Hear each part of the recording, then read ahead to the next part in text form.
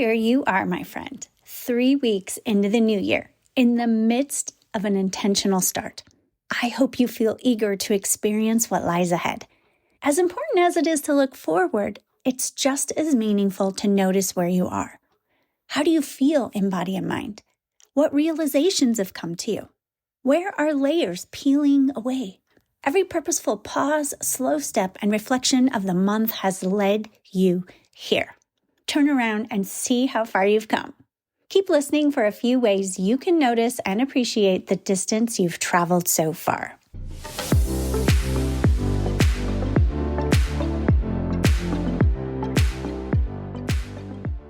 Welcome to the Flipside of Midlife. I'm Karli, your favorite Gen X dealer of positive vibes, life and wellness coach, and community builder for women in midlife and beyond.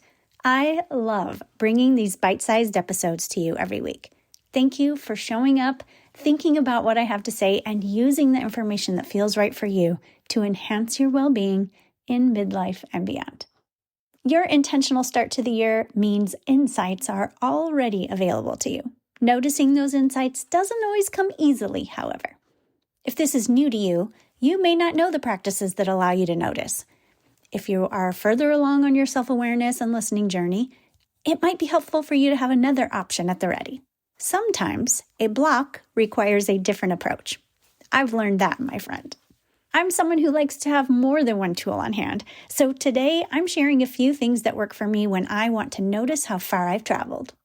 First are mindfulness practices like meditation, walking, or even brief check-ins throughout the day. Mindfulness is about being fully in the present moment. While in this space, you can notice thoughts, emotions, and body sensations without judging or reacting to them.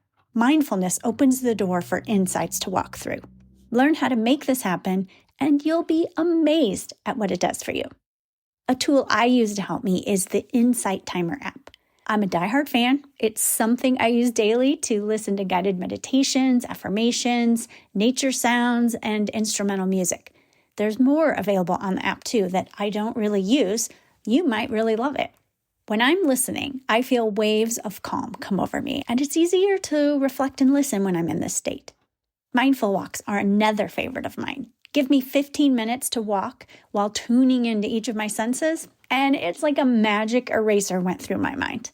It's pretty phenomenal to me how much that helps me open my mind, open my heart, and allow insights to show themselves.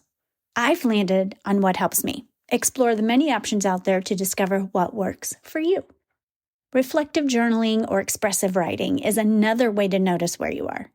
This is a science-backed tool for gaining clarity and insight. Through writing, you may see patterns. What has felt vague or just out of reach will become clear on the page.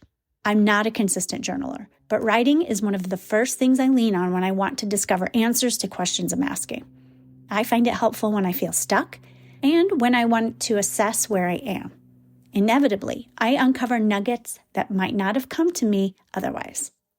Last are body-based practices like body scans, gentle movement, or breath work. These practices focus your attention on physical sensations and enable you to recognize the clues that are in your body. Trust me, they're there. For me, this practice has taken effort. I was not accustomed to listening to what my body was telling me. I think that's probably more common than not.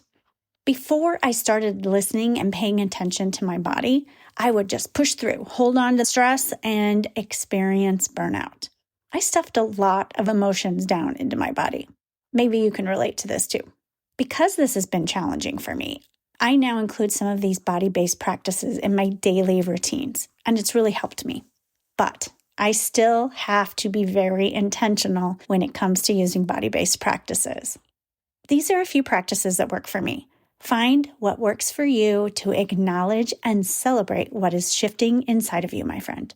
The awareness that comes to you is the foundation for wise choices you'll make in the future, and it's one of the wonderful things about midlife and beyond. You are full of wisdom. Here we are at the end of another episode. Thank you for joining me.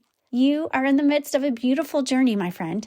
Try new practices or lean into the ones you've already honed.